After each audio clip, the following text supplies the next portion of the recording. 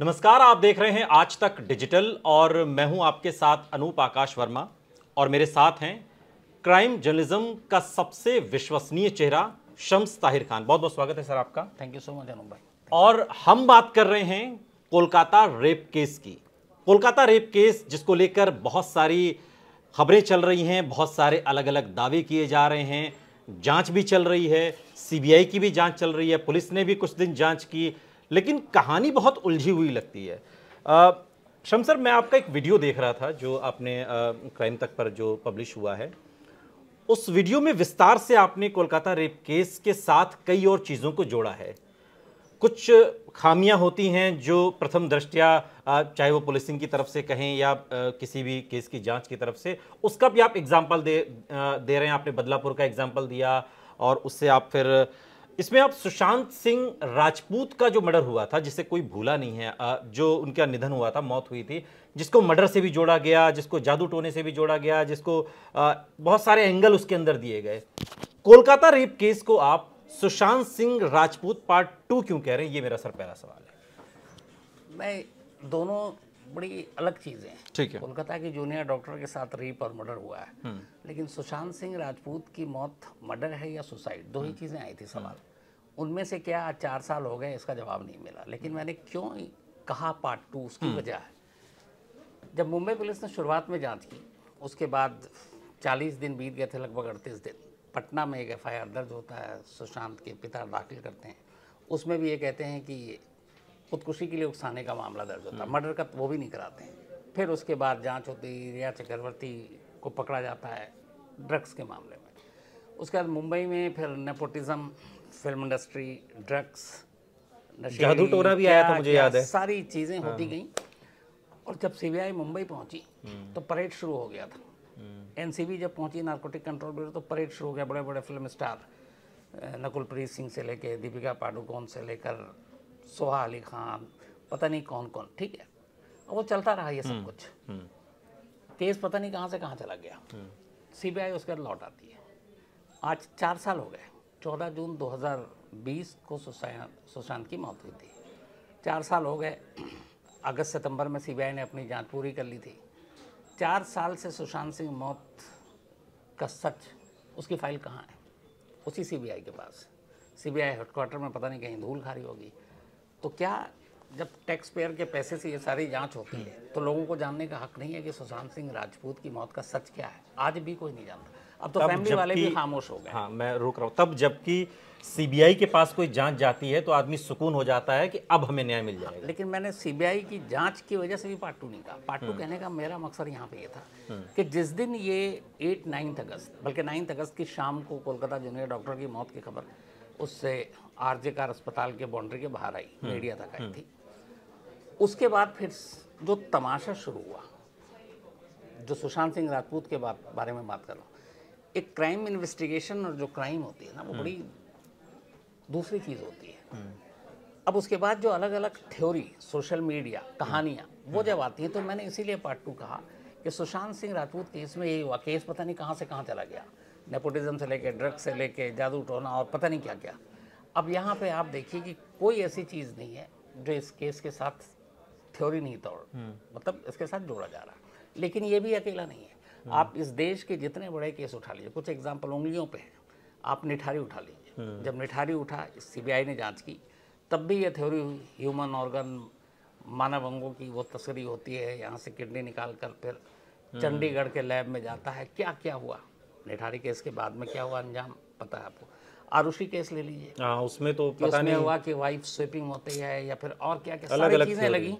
क्या हुआ आरुषि केस का किसी को नहीं मालूम।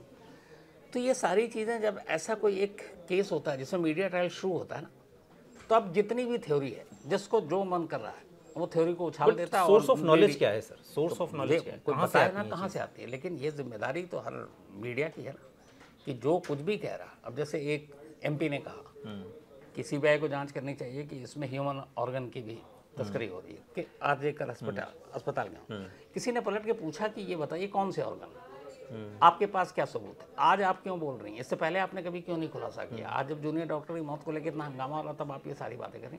इससे पहले अगर आपको मालूम था तो आप चुप क्यों थी? पोर्नोग्राफी का रैकेट चलता था इस हॉस्पिटल में। भाई इससे पहले कभी क्यों नहीं ये आवाज़ उठाई गई? उसके बाद आया कि ड्रग्स रैकेट चलता था।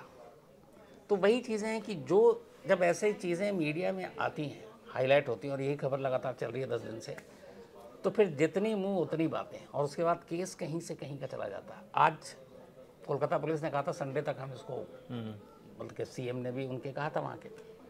अब सीबीआई को भी 13 अगस्त को ये केस लिया था, 8 दिन तो हो गए।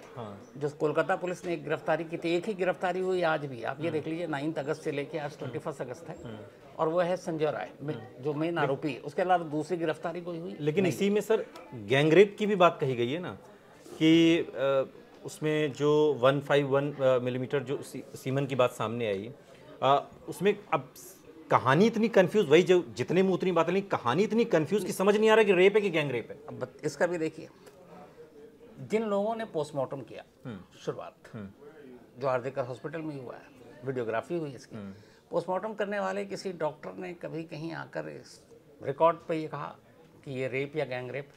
नहीं, ऐसा तो रिकॉर्ड खामोश है। ठीक है, वो कह भी नहीं सकते। थोड़ा सा एक्सपीरियंस होता है, आप कुछ देखकर बता सकते हैं, लेकिन रेप और गैंगरेप का जो असली नतीजा आता है ना, वो फॉरेंसिक रिपोर्ट से आता है। वो तो अभी आई नहीं है, पोस्टमार्टम रिपोर्ट से नहीं। फॉरेंसिक रिपोर्ट हो सकता है आ भी गई हो, सीबीआई के पास हो, लेकिन अभी इसको खुलासा पब्लिक डोमेन में नहीं है, मतलब जानकारी। मैं वही कह रहा हूँ कि जो लोग इससे जुड़े हुए हैं उनमें से ऑफिशियल किसी ने ये नहीं कहा कि ये रेप है या गैंगरेप है, एक से ज़्यादा लोग हैं या एक है। ये थ्योरी कहाँ से आई? एक डॉक्टर साहब हैं जो किसी ऑर्गेनाइजेशन से जुड़े हुए हैं, और वो आकर एक बाइट देते हैं और ये कहते हैं कि मैंने पोस्टमार्टम रिपोर्ट पढ़ी और देखी है। उन्होंने फैमिली की, विक्टिम फैमिली की तरफ से देखी। उन्होंने कहा उस पोस्टमार्टम रिपोर्ट में लिखा है कि उस विक्टिम के 151 मिलीग्राम वाइट लिक्विड मिला है, जिसमें म्यूकस भी हो सकता है, जिसमें 2-3 और चीज़ें हो सकती हैं, और उसी में सीमेन भी हो सकता है। अब यहाँ तक उनकी लाइन है, बट उनको भी मैं दोष नहीं दूंगा, क्योंकि उन्होंने ये कहा है कि उसमें 151 मिलीग्राम में म्यूकस और 2-3 चीज़ें और भी हो सकती हैं, तो हो सकता है वो ज़्यादा मात्रा में हो। अगली लाइन वो कहते हैं कि एक एवरेज जो हम इंडियन है, उनके सीमन की मात्रा 5 मिलीग्राम होती है। तो यहीं पे कोई भी अगर इसको थोड़ा सा दिमाग लगाए, 151 को मैं कहता हूँ कि चलो हटाओ, 100 मिलीग्राम वाटर और बाकी चीज़ें हैं, म्यूकस वीकस है, 51 ग्राम है। 51 ग्राम का मतलब है कि खुद डॉक्टर साहब कह रहे हैं कि 5 मिलीग्राम एवरेज एक आदमी का होता है सीमन। चलिए उसने 2 से 3 बार अटेम्प्ट किया, तो भी क्या इसके बावजूद फिर अगर 5 के हिसाब से ग्राम के लेकर चले मिलीग्राम, तो 10 लोगों ने गैंग रेप किया। और अगर मैं 51 को हटा देता हूँ और 100 मिलीग्राम को लेकर चलता हूँ कि ये सीमन है, तो फिर क्या 20 लोगों ने गैंग रेप किया?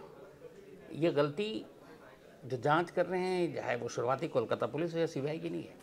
रिकॉर्ड पर किसी ने नहीं कहा। एक डॉक्टर आता है, एक डॉक्टर आकर तमाम चैनल को, मीडिया को ये बात कहता है और निकल लेता है, उससे क्रॉस चेक कोई नहीं करता है कि आप ये बताओ कि 151 मिलीग्राम ये टोटल सीमेन है या इसमें से कितना लिक्विड है, क्योंकि ह्यूमन बॉडी में लिक्विड की मात्रा ज़्यादा होती है, म्यूकस भी होता है, फिर आपकी बहुत सारी चीज़ें, फिर पानी वानी सूखने भी लगती है, लेकिन उसमें एग्जैक्ट कितना है आप हवा में नहीं बोल सकते ना। वो तो आपको फॉरेंसिक जब रिपोर्ट आएगी, और असल बात उसी की नहीं हो रही। तो ये बयान क्यों आते हैं फिर? ये किसी नतीजे पर तो चीज केस को नहीं पहुंचाते ना, मदद तो नहीं कर रही, तो और ज्यादा उलझा रहे हैं इसके। इसमें सबसे बड़ी चीज़ ये होती है कि जब ऐसी कोई स्टोरी आती है जो अचानक एकदम मीडिया में चल रहा है 24 घंटे, तो फिर बहुत सारे लोग होते हैं जिन्हें मौका मिलता है यार इसमें मैं भी कुछ करूँ, तो वो एक शोषा छोड़ दो। पब्लिसिटी स्टंट बिल्कुल है। अच्छा, तो हर कोई ये करने लगता है। आप देखेंगे इसी वक्त सारे लोग अलग अलग, जिनका इस केस से दूर दूर तक लेना देना नहीं, जिनका मतलब उस प्रोफेशन से भी लेना देना नहीं है, वो भी बयान देना शुरू कर देंगे। बिल्कुल बिल्कुल। गलती उनकी भी नहीं है, गलती है मीडिया की कि उससे क्या चलाना चाहिए। पहले तो उसको उसके ऊपर जो कह रहा है वो कितना जेन्युइन है, नहीं है, या मौके का फ़ायदा उठा रहा है, सिर्फ वो फुटेज खा रहा है, ये देखना चाहिए। ये नहीं कि उसको बढ़ावा। इससे होता क्या है, जो आम लोग हैं ना वो एक धारणा बना लेते हैं। अब आप किसी भी आम लोगों से पूछिए, वो यही कहेंगे, सवाल ही नहीं है कि ये रेप है, ये गैंग रेप है, अभी से वो मान कर चल चुके हैं। और अगर ये रिपोर्ट आ जाती है सीबीआई की तरफ से कि रेप है, तो कहेंगे कि सीबीआई ने भी गलत जांच की है। इसका नुकसान ये होता है कि जो इस तरह की खबरें चलती हैं, जो अलग अलग थ्योरी को प्लान किया जाता है, उससे लोग एक धारणा बना लेते हैं कि नहीं यही सच। सेम सुशांत सिंह राजपूत। लेकिन शम्स सर, मीडिया ट्रायल से तो कोई जांच प्रभावित नहीं हो सकती ना, या कोई न्यायालय पर कोई केस चल रहा है वो तो मीडिया ट्रायल तो पहला लालच चलता है तो अच्छा किसी को भी हीरो और विलन बना देते हैं। कोई मीडिया ट्रायल से केस पर असर तो नहीं पड़ता। जब ये केस पहुंचता है अदालत में, जब पहुंचता है, जब ट्रायल होता है, उस फैसले पे कितने लोगों की नज़र होती है उस पर तो। आज अगर यही कोलकाता जूनियर डॉक्टर के मौत का मामला है, रेप का मामला है, ये सुप्रीम कोर्ट और अपने अंजाम तक पहुंचने में कम से कम 10-12 साल तो लगते हैं, और भी लग जाता है, और भी लग सकता है। बिल्कुल। तब किसका इंटरेस्ट होता है? नहीं, तब तक पुराने उठा लीजिए जितने भी केसेस हैं, आरुषि और उठा इससे लीजिए। पहले कोई न्याय मिलता आरुषि के दोनों माँ बाप को हाईकोर्ट ने छोड़ा, आज कहाँ है कोई पूछता है? निठारी, वो भी मोनिंदर सिंह पंडेर या सुरेंद्र कोहली, सारे मामलों में लगभग फांसी वासी उनको हटा दिया गया, 1-2 मामला बचता है, लेकिन क्या वो कोई पूछता है? आगे क्या होगा इससे किसी को इंटरेस्ट नहीं है। इस वक्त क्या हो रहा है, सब उसमें कूदते हैं और प्लेटफॉर्म उनको देता है मीडिया।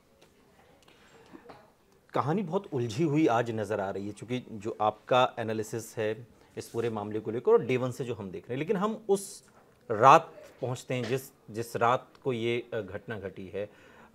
उस रात को कहाँ क्या हो रहा था, वो जो आरोपी पकड़ा गया है उसके दिमाग में क्या चल रहा था, और उसके बाद जब ये घटना हुई फिर पुलिस ने पकड़ा तो 5 दिन पुलिस ने क्या किया? मैं आपको शुरू की कहानी सुनाता हूँ।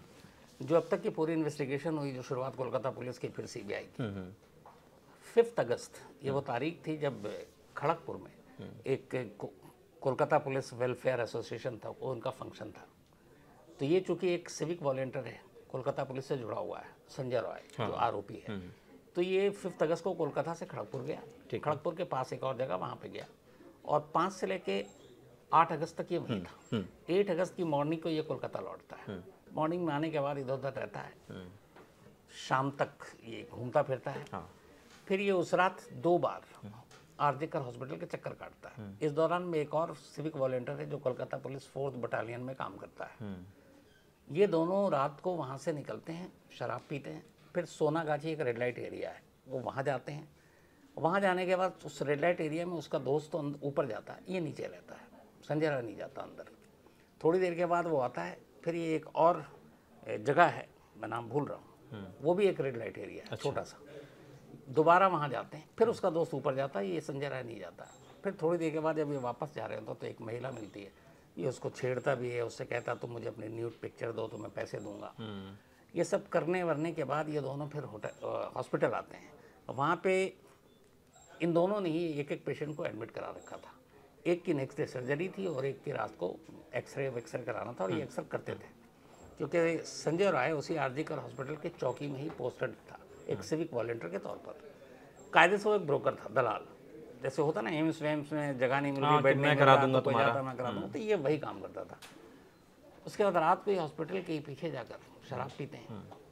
शराब पीने के बाद उबर बाइक से वो अपने उस साथी को बुक कराता और वो भी एक बैरक में जाता, पुलिस के ही बैरक में जाकर सो जाता। अभी अकेला था ये। वहाँ से पीने के बाद रात करीब 3:40 के बाद की बात है, ये हॉस्पिटल में घुसता है।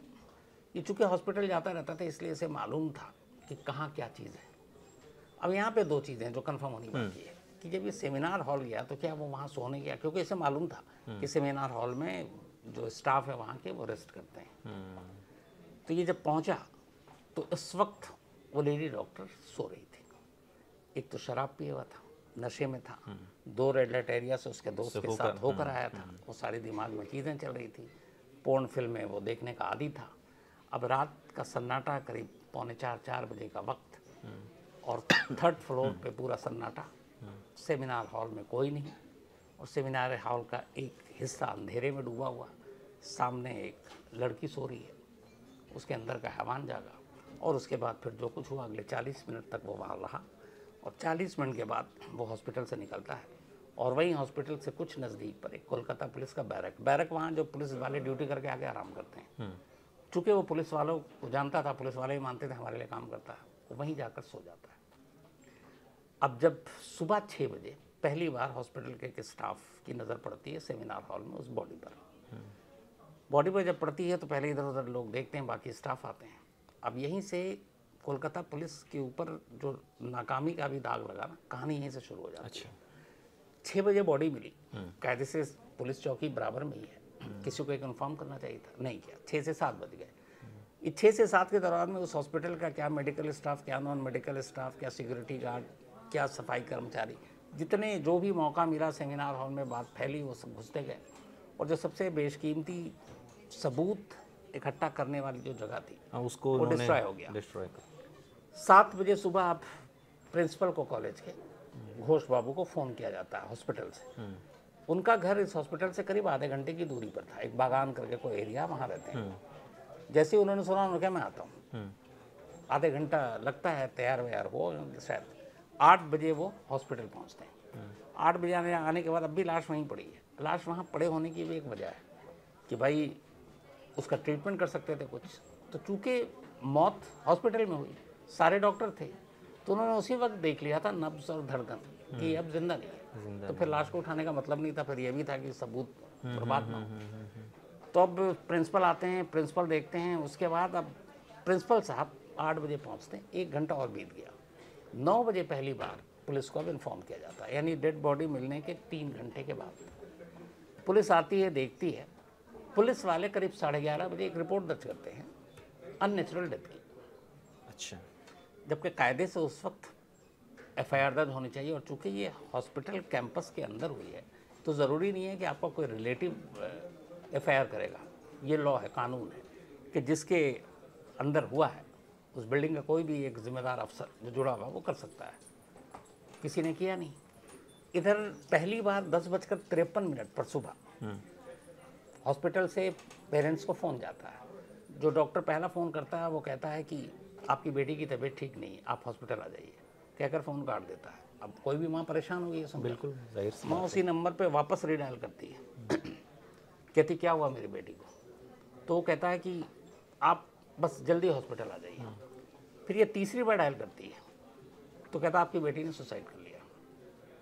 अब माँ बाप परेशान। 10:53 से 10:57 के बीच में सारी बातचीत हुई। 11 बजे माँ बाप वहाँ से भागते हैं। वो जहाँ रहते थे वो हॉस्पिटल से घर की दूरी है करीब 1 घंटे की। अच्छा। ये लोग 12 बजे के आसपास हॉस्पिटल पहुँच जाते हैं। 12 से 3 तक वो गिड़गिड़ाते रहते हैं कि मेरी बेटी की शक्ल मुझे देखने दो, दिखाओ। कोई नहीं दिखाता। प्रिंसिपल भी वहीं है, वाइस प्रिंसिपल भी, कोई नहीं। 3 बजे जब माँ बिल्कुल अब पागल हो चुकी है तो उन्हें लगता है कि तमाशा हो जाएगा। कहते हैं बॉडी देखो। अब वो जब माँ देखती है, माँ का स्टेटमेंट है कि नीचे के कपड़े नहीं थे, पूरे जिस्म पर सिर्फ एक कपड़े का टुकड़ा था, चेहरे से लेकर पैर तक जख्म थे। बॉडी देखती ही माँ वहीं पर कहती है, अभी तक माँ को ये नहीं कहा गया कि ये रेप है, मर्डर है कुछ। कहती है आपने कहा सुसाइड, ये तो सुसाइड है ही नहीं, ये तो मर्डर है। इसके बाद अब पोस्टमार्टम शुरू होता है। करीब 4 और 6 के दरमियान पोस्टमार्टम ख़त्म हो जाता है। पोस्टमार्टम ख़त्म होने के बाद 8:30 बजे अस्पताल फैमिली को बॉडी सौंप देती है। इसके बाद वो बॉडी लेकर चले जाते हैं। शायद उतनी देर में अंतिम संस्कार भी हो गया। 11:45 पर अब पहली बार एक FIR दर्ज होती है। इतनी लेट? मतलब सुबह 6 बजे बॉडी देखी गई और रात 11:45। इसका मतलब ये हुआ कि 6 और 6 12 घंटे और 11 लगभग 17-18 घंटे। इसके लिए तो सीधे सीधे प्रिंसिपल जिम्मेदार है ना भाई, हेड अथॉरिटी। पूरा सिस्टम हॉस्पिटल का ही सारे जिम्मेदार हैं। मतलब पता नहीं इस दुनिया में कहीं ऐसा को कभी हुआ ही नहीं होगा। ये मैंने अपने करियर में तो नहीं देखा है कि एक मर्डर हो गया। चलिए रेप को अभी क्योंकि कंफर्मेशन नहीं है, रिपोर्ट नहीं आई है, पर मर्डर तो कोई भी एक आम आदमी भी नंगी आंखों से उस बॉडी को देखेगा, बता देगा कि ये मर्डर है। ठीक है, तो इसके बाद तो ये हॉस्पिटल की जिम्मेदारी थी। लेकिन यहाँ इस बात की हैरानगी है कि पोस्टमार्टम हो जाता है, बॉडी हैंड ओवर कर दी जाती है, अंतिम संस्कार हो जाता है, तब 11:45 पे फादर FIR कराते हैं, क्योंकि पुलिस को FIR तो करवाना था, तब FIR होती है। ये शायद इससे पहले कभी नहीं हुआ। ये इसमें लापरवाही तो वो तो साफ साफ नज़र आ रही है, उसमें तो कोई दो राय है ही नहीं। लेकिन तब भी ये केस पुलिस के पास भी 4-5 दिन रहा है। वो क्या कर रहे थे 4-5 दिन तक? 9 से लेकर 13 तक ये पुलिस के पास केस था। 13 अगस्त तक। 13 अगस्त को कोलकाता हाई कोर्ट ने CBI को ट्रांसफ़र किया था। मौके से असल में क्या हुआ ना, केस बड़ा अगर सही ढंग से करते तो इतना ये सारी चीज़ें होती नहीं। जो 3rd फ्लोर पे सेमिनार हॉल है उसके अंदर कोई CCTV कैमरा नहीं है। लेकिन सेमिनार हॉल के जाने के रास्ते पर कुछ कैमरे लगे हुए हैं जो पता चल जाता है कि ये सेमिनार हॉल की तरफ गया है। हालांकि कुछ और भी कमरे हैं तो एग्जैक्ट नहीं कह सकते, लेकिन चूंकि उस रात के जो सीसीटीवी फुटेज देखे गए तो उसमें ज़्यादातर सब मेडिकल स्टाफ थे या फिर नॉन मेडिकल स्टाफ थे पर हॉस्पिटल के थे। एक ही बाहरी शख्स था और वो था संजय रॉय। पुलिस को मौके से लैपटॉप, मोबाइल फ़ोन और डायरी मिली थी जूनियर डॉक्टर की, और साथ में एक ब्लूटूथ नेक बैंड मिला था। तो उसने जितने भी लोग सीसीटीवी कैमरे से गुजरे उन सबके फ़ोन से कनेक्ट करने की कोशिश की थी ब्लूटूथ, किसी से हुआ नहीं। तभी वो कैमरे में संजय राय दिख गया। हॉस्पिटल के स्टाफ जानते थे, बता दिया क्योंकि वो वहीं काम करता था सब कुछ। तो फिर पुलिस को ही पता चल गया। पुलिस को पता था ये बैरक में सोती, पुलिस बैरक में गई। पुलिस ने उसको उठाया। पुलिस के हिसाब से रात को उसने आकर अपने कपड़े धोए थे, लेकिन उसके जूते पे कुछ ब्लड के निशान थे। फिर पुलिस उसको लेकर आती है, उसका फ़ोन उठाती है और उस ब्लूटूथ नेक बैंड से जो लाश के साथ मिली थी कनेक्ट करती है, फ़ौरन कनेक्ट हो जाता है। तो ये तार जुड़ गया कि ये स्पॉट पे था। इसके बाद सीसीटीवी फुटेज में भी उसकी मौजूदगी थी, तो पुलिस को लगा कि केस सुलझ गया है। अब पुलिस ने इसके बाद उसको अरेस्ट कर लिया, पूछताछ करने लगी। लेकिन इधर 9 अगस्त की रात के बाद 10 अगस्त से जब लेडी डॉक्टर, जूनियर डॉक्टर के ज़ख्मों की कहानी जैसे ही बाहर आई और मीडिया में आई तो फिर लोगों को गुस्सा चढ़ा और उसके बाद फिर धरना प्रदर्शन शुरू हो गया। तो अब एक दबाव भी आना शुरू हो गया कि कोलकाता पुलिस ने ढिलाई बरती। उसके बाद ये चलता रहा। वो तो सियासत तो देखिए अपनी सियासत। तो फिर इसीलिए हालांकि ममता बनर्जी ने कहा कि हम संडे तक क्लियर कर देंगे। अब यहाँ पे हर एक का है, देखिए अजीब चीज़ है। वेस्ट बंगाल में गवर्नर हाउस है, गवर्नर हाउस में खुद गवर्नर साहब पे छेड़खानी का इल्ज़ाम लग गया।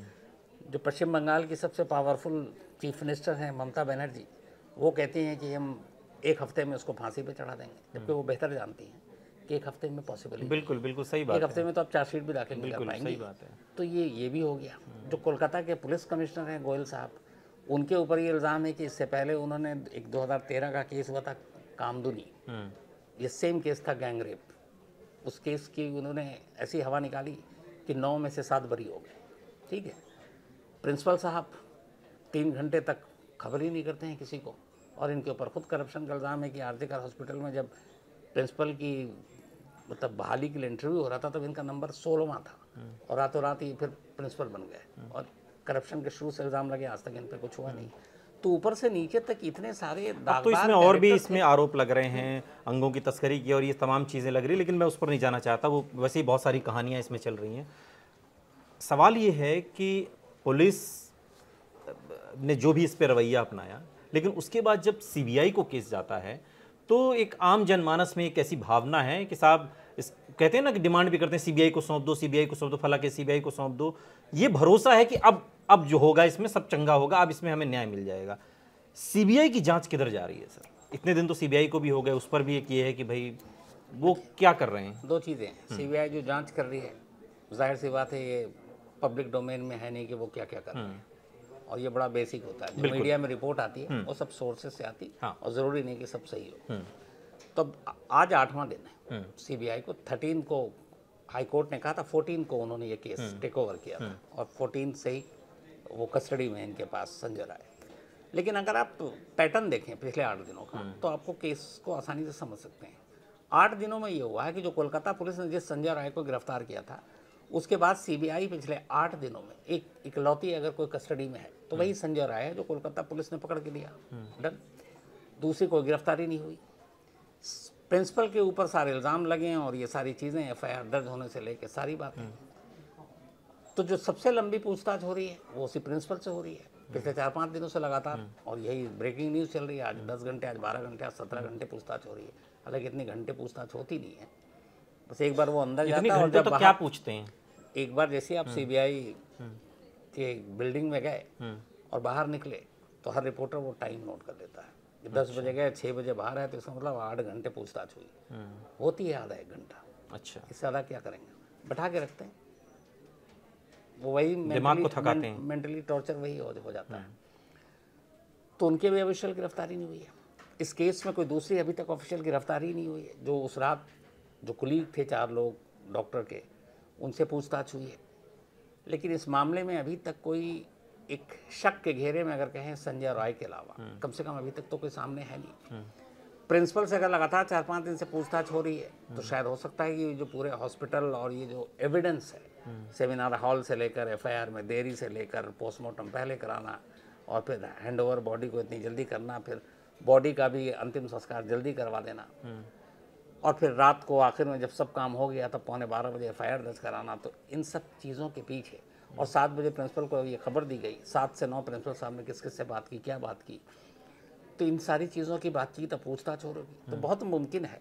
अब सीबीआई को भी दिखाना है ना कि भाई वहाँ पहुँच के 8 दिन से क्या कर रहे हो तुम। अब मान लीजिए कि अगर सीबीआई यही रिपोर्ट दे देती कि नहीं ये नशे में था, जो कोलकाता पुलिस की कहानी है संजय राय, और उसके बाद वो गया 2 रेड लाइट एरिया से होते हुए, उसके दिमाग में वही था, पोर्न फिल्म देख रहा था और सेमिनार हॉल में एक अकेली लड़की देखी, उसकी नीयत बिगड़ी और उसके बाद उसने ये रेप कर दिया। तो अगर ये हो गया तो फिर लोग कहेंगे कि यार तो कोलकाता पुलिस नहीं कर दिया था। तो ये हो सकता है कि जो प्रिंसिपल है, लगातार जो पूछताछ हो रही है, उसको उनके ऊपर एक केस दर्ज किया जाए, डिस्ट्रक्शन ऑफ एविडेंस, सबूतों के साथ छेड़छाड़ करना या सबूतों को मिटाने की कोशिश करना, और इस मामले में अरेस्टिंग भी हो सकती है। लेकिन क्राइम में जो मेन हुआ है रेप और मर्डर, उसमें प्रिंसिपल की अरेस्टिंग मुझे नहीं लगता कि कुछ और इसमें पॉइंट हैं क्या जो चूँकि एक पत्रकार भी अपनी नज़र से आप तो चूँकि क्राइम को लंबे समय से आप क्राइम जर्नलिज्म कर रहे हैं, पत्रकार भी अपनी नज़र से किसी केस को देखता है, वो भी जब उसकी रिपोर्टिंग कर रहा है उसको एनालिसिस करता है। आपको लग रहा है इसमें भी कुछ एक चीज़ें हैं जिनको भी जिन पर पर्दादारी है, जिनसे पर्दा उठना चाहिए, या वो भी जांच के दायरे में आनी चाहिए कम से कम? देखिए यहाँ पे 2 इन्वेस्टिगेशन की ज़रूरत है, जो शायद कर रही है, एक वेस्ट बंगाल कर रही है करप्शन, जो जितनी सारी बातें हैं हॉस्पिटल की वो अलग है, लेकिन मगर इस वक्त हम लोग मेन जो बात कर रहे हैं वो है जूनियर डॉक्टर के रेप एंड मर्डर की। हाँ, अगर इसको देखें 9 अगस्त के बाद से अब तक पूरी जो कहानी है और जिस तरीके की अभी तक की जांच चल रही है और जिस तरीके की गिरफ्तारी हुई है, तो जो थ्योरी को आप बाहर से हटा दें, जो कहीं ऑथेंटिक सोर्स से नहीं है, ये अलग अलग मुंह से आ रहा है कि 2001 में एक हुआ था, एक लड़के ने सुसाइड कर लिया था ऐसी कॉलेज के, तो उस वक्त ये था कि पोर्नोग्राफी रैकेट चला करता था, एक ट्राइपोड और एक रिफ्लेक्टर मिला था एक रूम नंबर 15 से एक हॉस्टल के, लेकिन उसका कोई प्रूफ नहीं है। मानव अंगों की तस्करी होती है, कोई प्रूफ नहीं है। ड्रग्स का धंधा चलता है, कोई प्रूफ नहीं है। तो जितनी मुंह उतनी बातें। इस केस में अगर बातें करें तो पिछले 9 तारीख से लेकर आज 21 तारीख तक 12 दिन हो गए, पहले कोलकाता पुलिस, उसके बाद सीबीआई, कोई दूसरी गिरफ्तारी नहीं, कहीं कोई और ये लाइन ऑफ इन्वेस्टिगेशन जाती हुई दिख नहीं रही है। इसलिए हो सकता है मैं गलत हूँ, पर मेरा अपना मानना है कि इसमें आखिर में सीबीआई भी उसी लाइन पर जाएगी जिस लाइन पर कोलकाता पुलिस गई है, कि संजय राय ही इकलौता आरोपी है और उसी ने ये रेप भी किया और मर्डर भी किया। और बाकी जो सबसे ज़रूरी और आसान चीज़ है वो है आपकी फॉरेंसिक रिपोर्ट का। फॉरेंसिक रिपोर्ट आईने की तरह साफ कर देगा इस केस को। फॉरेंसिक रिपोर्ट में अगर आ गया कि सीमन सिर्फ और सिर्फ संजय राय और उस विक्टिम का था, तो केस खुल गया, आईने की तरह साफ है। लेकिन अगर फॉरेंसिक रिपोर्ट में आ गया कि जो सैंपल है, जो डीएनए सैंपल के हैं हम जिसको, वो इस संजय राय के अलावा और भी है, तो फिर ये मामला कहीं और चला जाएगा, फिर एक नई साजिश, एक नई कहानी सामने आ सकती है। लेकिन अगर ये क्लियर हो गया कि सिर्फ एक ही सैंपल पाया गया है, तब तो फिर केस आईने की तरह साफ है। जो कोलकाता पुलिस की इन्वेस्टिगेशन थी वही सीबीआई की। एक आखिरी सवाल, जहां से शुरुआत की थी वहीं पर ख़त्म करते हुए, आप चूंकि सुशांत सिंह राजपूत पार्ट 2 इस केस को जब कह रहे हैं, तो फिर मेरे मन में ख्याल आता है कि क्या कुछ नहीं निकलेगा? देखिए ये ना एक बड़ा अजीब सा सवाल हो जाता है कि हम लोग क्या चाहते हैं कि कुछ वो निकले जो हम चाहते हैं, जैसा हम चाहते हैं वैसा निकले। ये लोगों की एक वो हो गई है, और ये लोगों की सोच को बनाने में मीडिया का बहुत बड़ा हाथ है। जैसे इस केस में आप सारी थ्योरी को हटा दीजिए, एक सिंपल रेप और मर्डर के हिसाब से या गैंग रेप के मर्डर के हिसाब से, दोनों चीज़ें मैं लेकर चल रहा हूँ। अगर उसी हिसाब से हम बात करें, उसी हिसाब से सारी खबरें चलें, तो लोगों को केस को समझने और समझाने में आसानी होती है। लेकिन अभी मैं बता रहा हूँ, खुद मेरे घर में मेरे जितने दोस्त हैं वो मानने को तैयार नहीं है। वो कहते हैं यहाँ पे तो ये भी चल रहा था रैकेट, यहाँ तो पोर्नोग्राफी का रैकेट चल रहा है, यहाँ तो यार सुना किडनी निकाला जाता था, यहाँ पे बांग्लादेश भेजा जाता था। ऐसे ऐसे लोग बात कर रहे हैं, जबकि जो जिम्मेदार लोग हैं उन्होंने इस तरह की बातें की। और मेरा ऐसे लोगों से सिर्फ एक ही है कि जब सारी इतनी बड़े रैकेट और सारी चीज़ें चल रही है, इतने बड़े नामचीन हॉस्पिटल है ये जो प्रिंसिपल घोष हैं ये इसी हॉस्पिटल से डॉक्टर बनकर निकले हैं, यहीं पढ़ाई की उन्होंने भी। तो भाई उस वक्त तक, इतने ज़माने तक आप लोग खामोश क्यों थे? कभी कंप्लेंट क्यों नहीं गई कि यहाँ ये रैकेट चल रहा है? तो लेकिन अगर अभी कंप्लेंट कर रहे हैं तो अगर चल रहा हो तो कंप्लेंट कर दे रहा है, दुरुस्त है तो ठीक, उसकी तो जांच हो ही रही है, दोनों तरफ से हो रही है। एक कोलकाता शायद ममता सरकार ने भी एक एसआईटी बनाई है, सीबीआई जांच कर रही है, लेकिन सीबीआई जो है करप्शन वाला पहलू नहीं देखेगी, क्योंकि सीबीआई को भेजा गया है सिर्फ और सिर्फ जूनियर डॉक्टर के रेप एंड मर्डर के केस को उसको जांच करने के लिए। तो वो दूसरा पहलू है। लेकिन मैं ये बात कह रहा हूँ कि देर आए हर चीज़ की जाँच होनी चाहिए, पर मेरा ये कि अगर 2001 की बात उठी थी, 23 साल से एक अस्पताल में इतने बड़े पैमाने पर रैकेट चल रहा हो और 23 साल के बाद हम कहें कि देर आए दुरुस्त है, तो ये गले नहीं उतरता ना। इतने लोग गुजरे, इतने डॉक्टर वहां से बनकर निकले, मतलब बहुत बड़ा हॉस्पिटल। उस चीज कोई तो होता, कभी तो कोई कहीं से पकड़ा था। अच्छा, ऐसा भी नहीं कि एक ही सरकार चली आ रही, सरकार भी तो बदली हुई थी। तो इससे पहले की सरकार करती और उस सरकार के संरक्षण में था, तो दूसरी सरकार जो हमारे यहाँ होता है ना, बदला लेने वाला, बिल्कुल, तो वो 15 साल होने वाले हैं। पर सरकारें बदली तो भी कुछ नहीं, प्रिंसिपल बदले तो भी कुछ नहीं, डॉक्टर बन के वहाँ से निकल गए तो भी कुछ नहीं। एंड जब ऐसा होता है, इसलिए मैं, जो आपका सवाल था ना कि क्यों पार्ट टू कहने का मेरा मकसद है कि जब ऐसा केस आता है जिसमें मीडिया ट्रायल शुरू हो जाता है, उसमें आप देखिएगा जितनी थ्योरी है, और इसको ज़्यादा दिमाग लगाने की ज़रूरत नहीं। मैंने तो एग्जाम्पल दिया आपको कि आरुषि केस की थ्योरी देख लीजिए, आप निठारी की जिसका भी मीडिया ट्रायल हुआ है उसमें ढेरों किस्से कहानियां थ्योरी देख लीजिए। एक बहुत पहले एक जी जो था, उसके 2 प्रोड्यूसर थे जिनकी लाश एक गैराज में मिली थी कार के अंदर।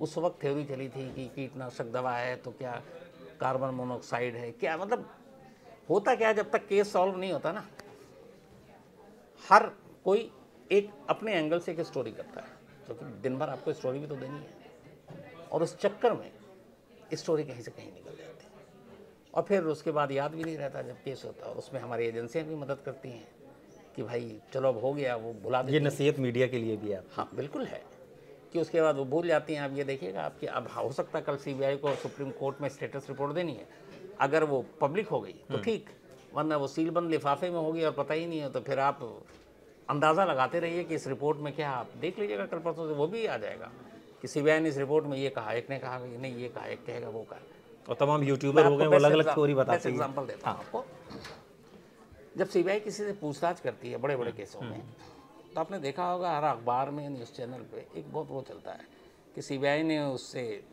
30 सवालों की लिस्ट तैयार की है, 40 सवालों की लिस्ट तैयार की है, 50 सवालों की लिस्ट तैयार की है, 20 सवालों की लिस्ट तैयार की है। ये बताइए, सीबीआई अपनी लिस्ट कभी मीडिया को देती है? नहीं, बिल्कुल नहीं। इस सवालों की लिस्ट कहाँ से आती है? ये लिस्ट बनती है क्यों? अच्छा, बेसिक है, इसके लिए भी रॉकेट साइंस की ज़रूरत नहीं है। सपोज अगर ये मैं घोष की बात कर रहा हूँ, जो प्रिंसिपल है, इसको सीबीआई ने पकड़ा हुआ है, या आप हम भी जानते हैं कि सीबीआई उससे क्या सवाल करेगी? भाई तुम कहाँ थे उस रात? हाँ, यही सुबह तक कहाँ थे? पहली बार फ़ोन कब आया? तुमने लेट क्यों पुलिस को इन्फॉर्म किया? एफआईआर क्यों लेट रची? तुमने माँ बाप से ऐसा क्यों बोला? ठीक है, इस हॉस्पिटल में कब से हो? तुमने ये किया, वो किया। इसके लिए आपको सीबीआई की उस लिस्ट को पाने की ज़रूरत नहीं है, या बैठ के खुद आप क्रिएट, आप कोई भी एक केस उठाइए, मैं सवाल की लिस्ट आपको दे दूँगा। सीबीआई कभी खंडन भी नहीं करती कि ये सवाल नहीं पूछा। क्यों? क्योंकि वो पूछती है वही सवाल। अब यहाँ पे इस जूनियर डॉक्टर के रेप एंड मर्डर की बात हो रही है, तो वो आपको, हम चंद्रयान और गगनयान के बारे में तो सवाल नहीं पूछा जाएगा। बिल्कुल, ये तो नहीं पूछा जाएगा कि इंडिया वर्ल्ड T20 चैंपियन, अच्छा बताओ फाइनल में किससे जीते और सेमीफाइनल में किससे जीते, ये तो उसी केस के बारे में पूछेंगे ना। तो उसके इसके बेसिक सवाल तो आपका एनालिसिस मीडिया पर भी एक बहुत बड़ा प्रश्नवाचक चिन्ह लगा रहा है। मीडिया कि हड़बड़ी न दिखाएं, सारी थ्योरी लोग प्लान करते हैं और मीडिया उसे प्लेटफॉर्म देती है, और इससे केस भी और प्रभावित इससे होता है। केस कहीं का कहीं चला जाता है। और लेकिन इसका सबसे बड़ा नुकसान ये होता है कि जब उस केस का नतीजा आता है तो वही लोग मानने को तैयार नहीं होते। क्यों? क्योंकि मीडिया एक हर एक के दिमाग में ये बात डाल देता है कि देखो ये तो गैंगरेप है, एक नहीं 10 से 20 लोगों के ऐसे ऐसे मेल आते हैं, और वो आते हैं कि इसमें ये हर कोई एक्सपर्ट है हमारे यहाँ कि ऐसा कैसे हो सकता है, ये कैसे हो सकता है। अब जैसे बेसिक है कि शुरू में कहा गया कि जूनियर डॉक्टर के हाथ टूटे हुए हैं, हाँ, पोस्टमार्टम रिपोर्ट में कहीं नहीं है। सेम आपको सुशांत सिंह राजपूत में होगा उसमें कि भी पैर पैर मुड़े हुए उसका, थे तो कहा गया पैर टूटा हुआ, बताया नहीं है। अब हाथ मोड़ के ऐसे जब वो बॉडी मिली थी उसकी, तो जो विटनेस थे और जो बताया था उन्होंने, उसके हाथ ऐसे होता है जैसे आप लेट कर आँख पे कई लोग हाथ रख के सोते हैं ताकि रोशनी आंखों में आए, तो उसी पोजीशन में थी। अब कई लोगों ने कहा कि वो हाथ टूटा हुआ था, पोस्टमार्टम रिपोर्ट ने कहा नहीं, लेकिन अब लोग मानेंगे नहीं इसलिए कि भैया वो बताया जा चुका है कि उसके तो हाथ टूटे हुए थे, उसके ये थे। जैसे थ्योरी फैल जाती है ना, तो वो दिमाग में बस जाती है लोगों के, दिमाग में बसाना, और फिर नई नई थ्योरी आती है। लेकिन जब उस केस का अंजाम आता है ना, तो जैसे मैं खुद कह रहा हूँ, सीबीआई को भी उस चीज़ों को जवाब देना भारी पड़ जाता है। क्यों? क्योंकि लोगों को यकीन हो चुका है कि ये ऐसा ही है। तो अगर उससे उलट आप अपनी रिपोर्ट देते हैं इन्वेस्टिगेशन के बाद, कोई नहीं मानेगा। और जो लोगों की धारणा है कि नहीं यही, जैसे बेसिक है, सुशांत सिंह राजपूत में पूरा देश दो हिस्सों में बटा था, खासतौर पर मीडिया, एक कि ये सुसाइड है और एक मर्डर है, यही था। जो सुसाइड मान के चल रहे थे उनकी अपनी थ्योरी थी, जो मर्डर मान के चल रहे थे अपनी तरह, ऐसे ऐसी थ्योरी दी गई। 2-2 साल पुराने वीडियो आए सुशांत सिंह राजपूत के, निकाले गए। यही सब काम है निकालना हम जर्नलिस्ट का पुराना। अब उसमें दिखाया जा रहा है कि देखो सुशांत सिंह राजपूत हंस रहा है, जो आदमी हंस रहा है वो सुसाइड कैसे कर सकता है? 2 साल पहले हंस रहा है वो। एक कोई डायरी आती है कि सुशांत सिंह राजपूत ये प्लान और चांद पे जमीन लिया, चांद पे उसने जमीन तो जो आदमी जमीन लिया चांद पे और टेलीस्कोप और इतना पढ़ा लिखा है ब्रिलियंट आदमी, वो सुसाइड कैसे कर सकता? एक का आया कि देखो बेड पे उसके पैर टच कर रहे हैं और चेयर है नहीं तो फंदा कैसे लग सकता है। एक आया कि फेब इंडिया का कुर्ता इतना बारीक और हल्का होता है कि उससे फंदा कैसे लगा सकता है। अब ये सारी बकवास चीज़ें हैं। सुसाइड करने वाला आदमी 5 मिनट के अंदर सुसाइड कर सकता है, सोचते, चाहे वो 10 मिनट पहले हंस रहा हो। अब गुरुदत्त ने किया था तो कहाँ कुछ पता चला उसमें, वो भी ऐसा ही था। आदमी सिर्फ हैंग किया कर नहीं, बैठ के और लेट के भी सुसाइड कर सकता है फंदा कस के। यह है, प्रूवन है। फेब इंडिया का कुर्ता, अरे आप पैजामे के नाड़े को भी आप फंदा बना के लोगों ने सुसाइड किया, ठीक है। तो ये अब इसको कौन जाकर सब समझाए, लेकिन धारणा बन गई तो बन गई। लेकिन इससे केस तो सर प्रभावित नहीं होता ना, केस तो अपनी गति से चलता है। प्रभावित होता है, लोगों का दिमाग प्रभावित हो जाता है। फिर उनको समझाना जो है ना आपको मुश्किल हो जाएगा। जैसे आरुषि में आज भी ये मुश्किल है, कोई मानने को तैयार ही नहीं है कि माँ बाप कातिल नहीं है। हाँ, कोई नहीं मानने को तैयार, आप किसी से बात कर लीजिए, बिल्कुल ठीक है। इसीलिए एक मेजोरिटी ये भी नहीं मानेगी, जो 2 लोग हैं ना सुशांत सिंह राजपूत के सुसाइड है ही नहीं, आज भी नहीं मानते हैं, आज भी आप बात करेंगे तो। अब ऐसे केस पे भी 4 साल से जिसमें कुछ ऐसा तो है नहीं, अब सीबीआई क्यों नहीं इसका जवाब दे देती? तो सॉल्व कैसे होगा कोई भी केस? सॉल्व कैसे, मतलब सिर्फ इंतजार और सही नहीं सॉल्व हो जाता, बताऊं बहुत सच्चाई से। अभी दिल्ली में हुआ था ना, ओल्ड राजेंद्र नगर में 3 यूपीएससी के बिल्कुल एस्पिरेंट जो डूबने की वजह से जिनकी जान चली गई। कई दिनों तक खबरें चली।